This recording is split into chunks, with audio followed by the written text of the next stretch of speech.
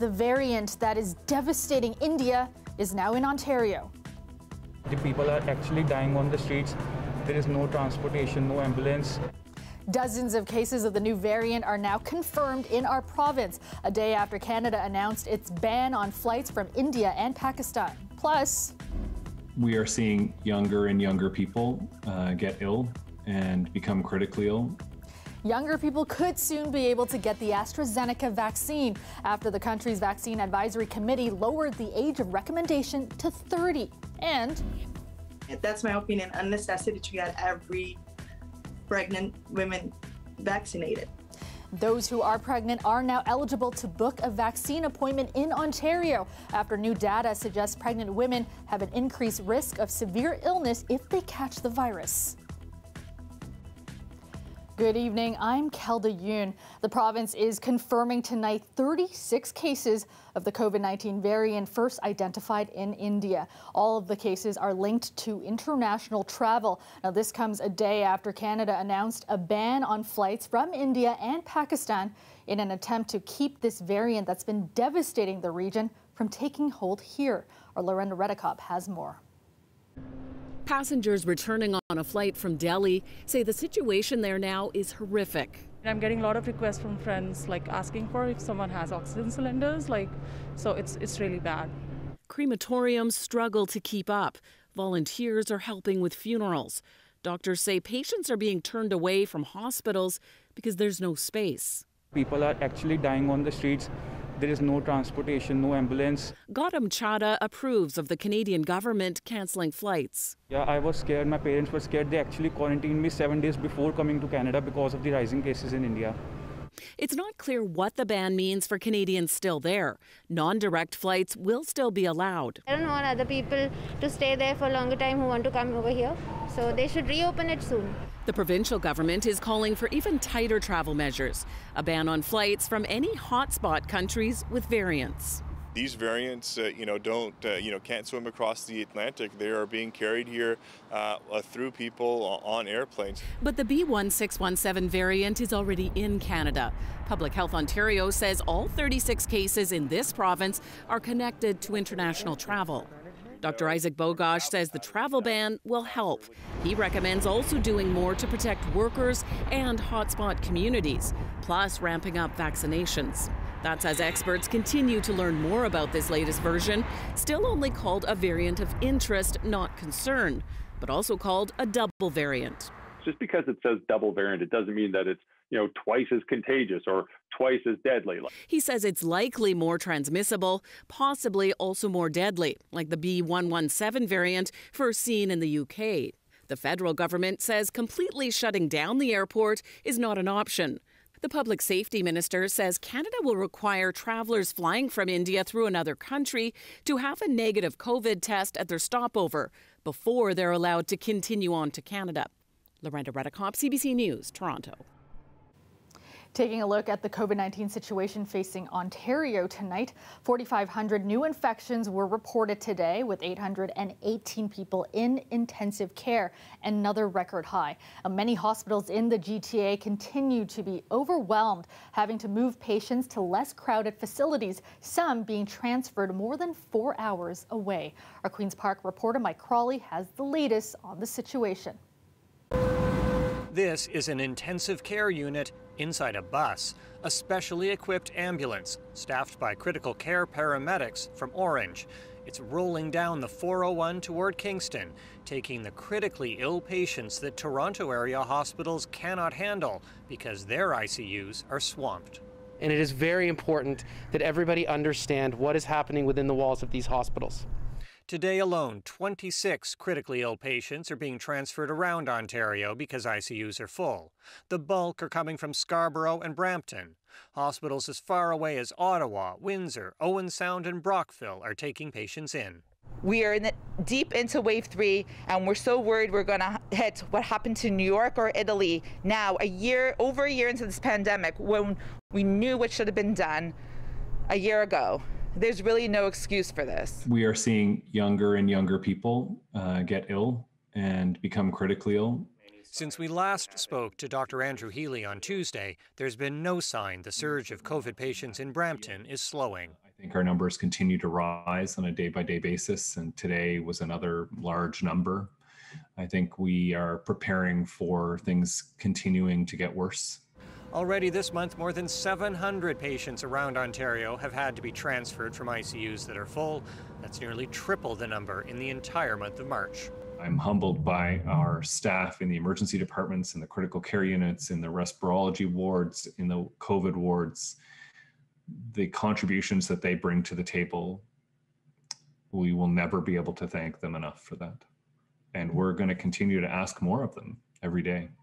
These doctors are among nearly 2,000 calling for vulnerable workers to get paid sick days and vaccines immediately. The more we wait, the more people will be sick and end up in hospital. And this affects everybody. If there's one glimmer of good news, although this field hospital at Sunnybrook has been ready to accept patients all week, it has not been needed, at least not yet. Mike Crawley, CBC News, Toronto. More people are now eligible to get the AstraZeneca vaccine. The country's Immunization Advisory Committee is now recommending the dose to anyone 30 years of age or older. However, Ontario's Ministry of Health says it won't be able to offer the shot to people in their 30s just yet. In a statement, the ministry says, quote, "We look forward to receiving future shipments of AstraZeneca, which will allow us to begin vaccinating more Ontarians in younger age groups.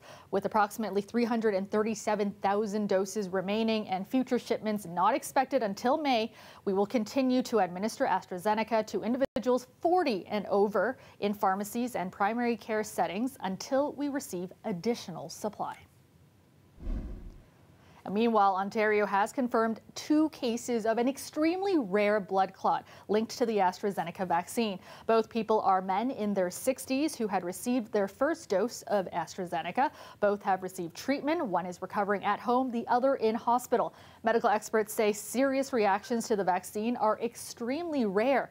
There have been just 5 cases of vaccine-induced clots reported in Canada. Now, that's out of more than 1.1 million doses of the AstraZeneca vaccine that have been administered. Colette Kennedy joins us now with a first look at the forecast. And Colette, what a difference a day makes. Temperatures back up to the double digits today. Yeah, it's kind of back to like how we were at the beginning of the week. And then there was that, well, it's a distant memory, right? That cold spell right through mid portions of this week. And then, you know, here we go as we go into the weekend. We're going to keep some of the mild air in place, especially for Saturday. So just kind of looking ahead tonight, we will see a little extra cloud cover rolling through the overnight hours. But then into tomorrow morning, starting off with some sunshine, some cloud will begin to build into southwestern Ontario. But what we'll see is as we get towards the afternoon hours, we'll see that cloud creeping over into eastern Ontario as well. So increasing cloudiness through the day, the winds turning towards the south to southwest and becoming a little bit breezy. We had breezy conditions today as well. Then it's Saturday evening into overnight where some scattered showers will roll through. The main rain kind of stays to the south of us, so not a lot there, and then clearing back out into Sunday. So improving conditions once again. Things looking pretty good for this weekend. Overnight tonight, though, temperature, yes, mild, not like last night or the night before for that matter, 6 degrees. And then tomorrow, with that cloud beginning to build, the high is still headed up to 17 degrees. Kelda. Thanks, Colette. Pregnant women are now eligible to book a vaccine appointment in Ontario. This move is in response to emerging data that suggests those who are pregnant have an increased risk of severe illness if they were to catch COVID-19. Our Greg Ross has more. Stephanie Battazzo gave birth to her daughter in August, right in the middle of the pandemic. Then in December, she found out another one was on the way. My husband calls it like a lockdown surprise. She's now 5 months pregnant, and her entire family is recovering from COVID-19. She says she felt immense stress when she was first diagnosed last month. Being pregnant is hard enough, and then you add the anxiety and the possibility of this disease to be really serious. She also suffered some debilitating effects, including a lack of energy, a sore throat, and painful cough. She didn't have the option to get vaccinated before getting the virus. Now that pregnant people can get the vaccine, she's not wasting any time. 100%, yes, I will. I'll get vaccinated as soon as possible. It's a sense of urgency many pregnant people are feeling in light of the new data. These sisters, who are both pregnant, were able to get vaccinated at a pop-up clinic in Thorncliffe Park this morning. I definitely feel relieved now that I have it. I've been hearing about so many pregnant women being in the ICU and all of that stuff. It definitely was a big factor. We know that pregnant individuals can have more severe outcomes. Infectious disease specialist Dr. Isaac Bogosh applauds the decision by the province, even though pregnant people were not included in the initial safety testing for any of the vaccines. There's emerging data that truly demonstrates safety of the vaccines in pregnant individuals. And of course, never before in Canada have we seen this much COVID-19. In Ontario and elsewhere in Canada, we're admitting pregnant people to the hospital. Pregnant people are admitted in the ICUs. We've had some, for lack of a better word, very poor outcomes that are unfortunate and preventable. Emergency C-section. Batazzo says she believes the reward outweighs the risk and believes all pregnant people should get vaccinated to avoid the horrible experience she says she is still recovering from. I can't wait to smell and taste ice cream again because I'm pregnant and I'm craving it. Greg Ross, CBC News, Toronto. More people in Toronto's high-risk neighborhoods are getting a shot of the vaccine. That's according to new data released today. This comes after pop-up clinics began rolling out in the city's designated hotspots earlier this month. But when compared to some lower-risk areas, vaccination rates in these hotspot neighborhoods still lag behind. Our Angelina King digs into the numbers. This building at Jane and Finch is home to essential workers, seniors, new immigrants, and Ein Hill Ibar. Today, he and his neighbors were able to get vaccinated inside their home. I'm relieved, I'm excited. Now you don't feel nothing, no pain, no nothing. So it's great. Loft Community Services was part of the mobile clinic. In recent weeks, it's helped vaccinate more than 7,000 people in the Jane and Finch area.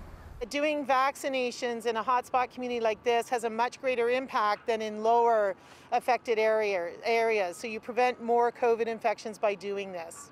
According to data by ICES, as of April 18th, the hardest hit neighborhoods have seen the biggest improvement in vaccination rates since pop-ups began, a nearly 90% increase. Compare that to the areas with the lowest risk at 53%.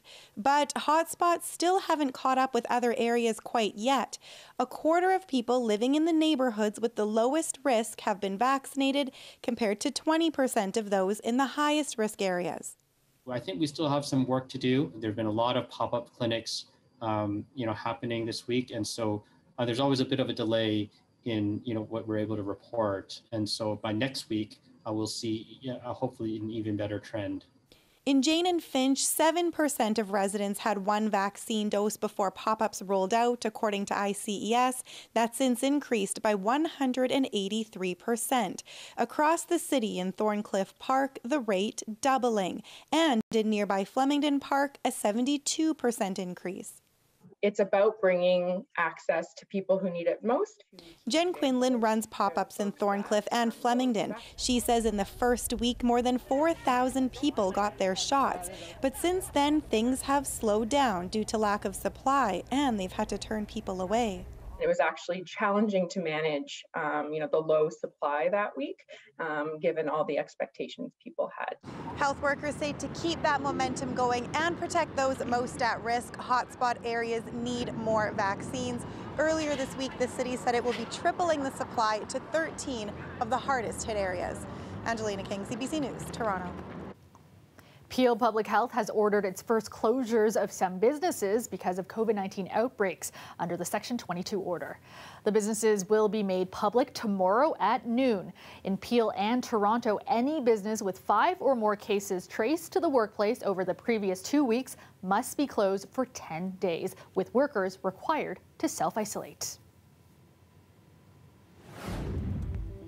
After the break, remembering the lives lost in the Toronto van attack 3 years ago today, how the city is marking the somber anniversary. Coming up.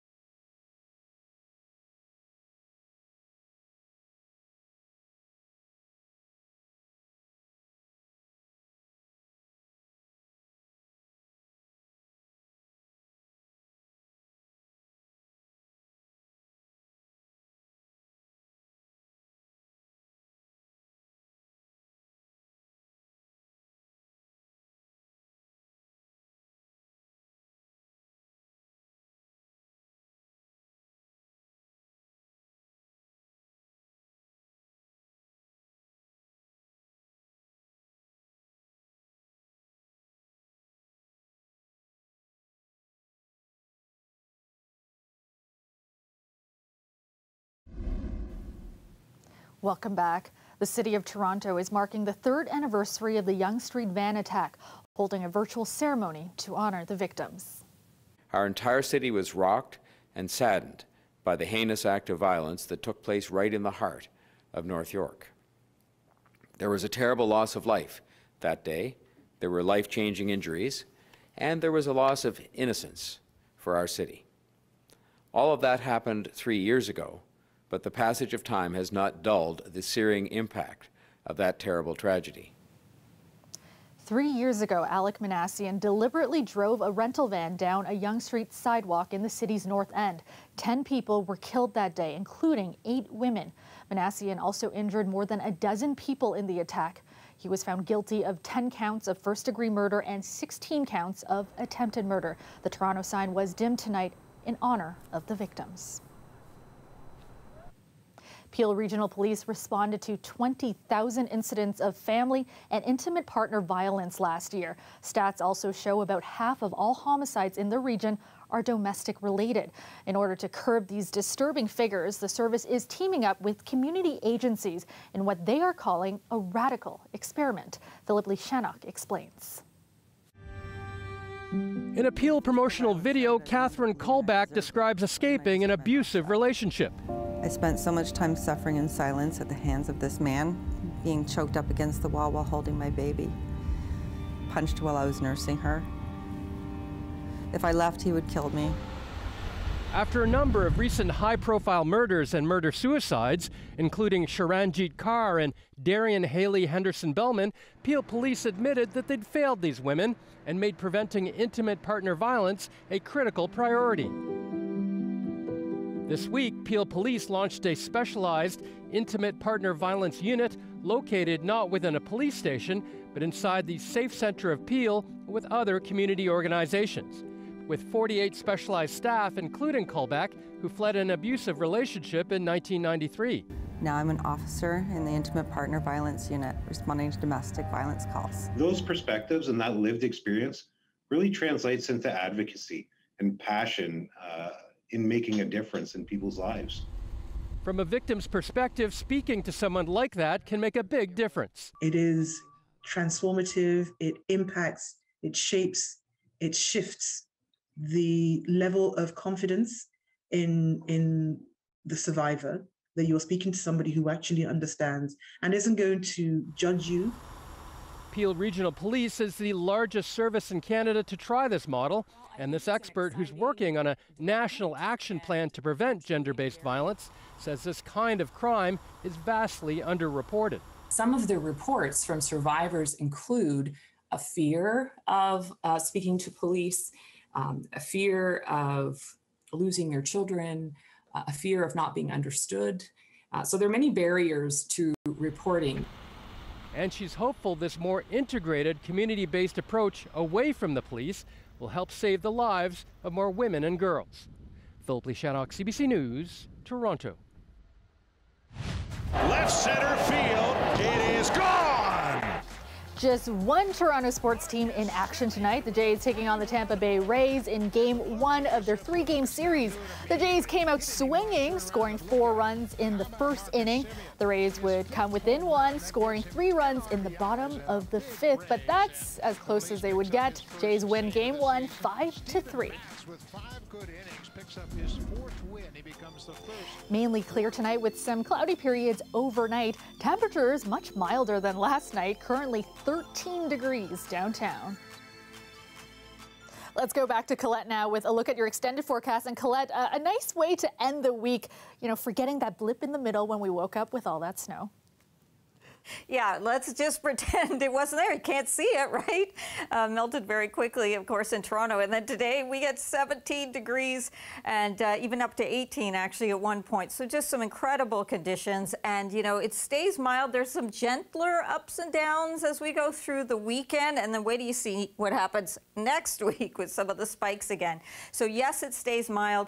Saturday evening, it's really kind of overnight into Sunday morning. So for a weekend, the timing is pretty good there. That's when we get a few scattered showers rolling through, drying out into Sunday. So clouds in the morning, but actually we'll see those receding and the sun coming back out. So Yeah, looking pretty good for us. Now, the temperatures, look at this. As of 3 a.m., -2 in Toronto. And then by 7 a.m., we came up to 0, but Oshawa dropped to -3. And then we were into double digits by 11 a.m. Look at that. And by the afternoon hours, there's that 18 degrees. By the way, Peterborough eventually warmed up a little more than that as well. But at 3 o'clock, that's where we were looking at those temperatures. So here we go for tomorrow morning. Look at all this sunshine from eastern Ontario along the northern shores of Lake Ontario through the Niagara region and then back into southwestern Ontario. There is a system, main system, kind of one of them staying south of us, but the other is just this cold front. As it approaches, we will see that increase in cloudiness there, and it'll begin to sweep right across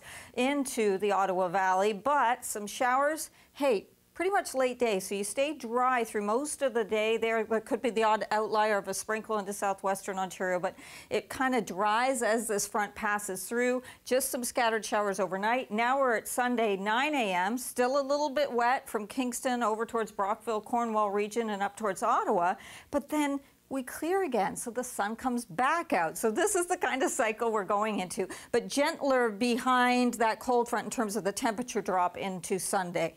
Now, tonight, your temperatures in Windsor area, 3, Sarnia, how about 4, and tomorrow afternoon? How about some high teens again?